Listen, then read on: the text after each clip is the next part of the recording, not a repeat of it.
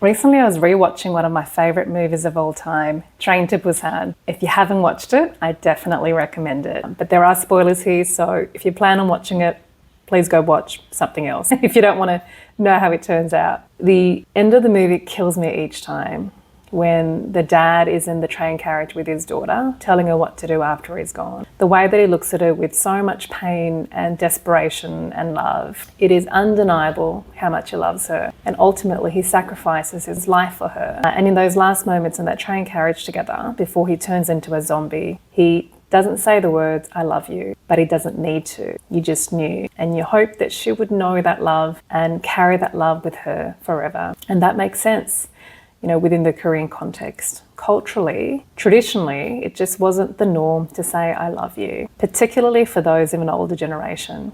For people like my parents who are in their 60s and 70s, they didn't hear it from their parents. And I also didn't hear it from them while I was growing up. But the difference was in the environment that I grew up in was in Australia, where it was the norm to say "I love you," and not in Korea, where not saying it is the norm. Now, at this point, I just want to say that my parents are the most loving parents, the most loving people in the world. They really just love everyone they meet along the way. And this is a picture of my parents from a couple of weeks ago. They've sacrificed so much and they've worked harder than just about anyone I know to give what they could to my sister and I. And I feel very blessed to have them as parents.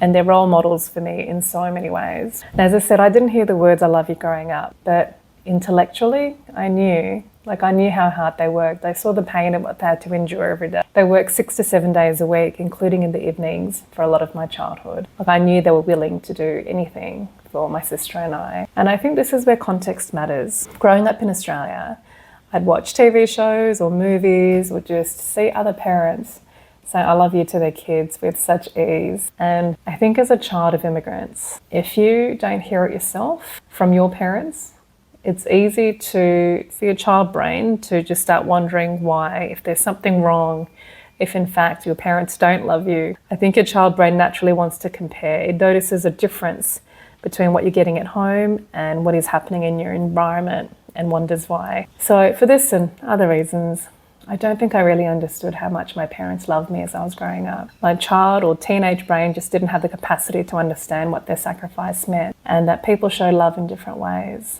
I didn't really quite understand that cultural differences meant that some things just came more naturally to certain people because that's their norm, while some things don't come naturally to other people because it isn't the norm for them. I have enormous love and compassion for my parents, because I know that they did the very best that they knew how. And I think I understand and appreciate it all the more because I'm a parent now. I love my child with all of my being. He is everything to me and I would do anything for him. And I show it in my actions, but I also say "I love you" because I want him to hear it too. I want him to know how loved he is in every way.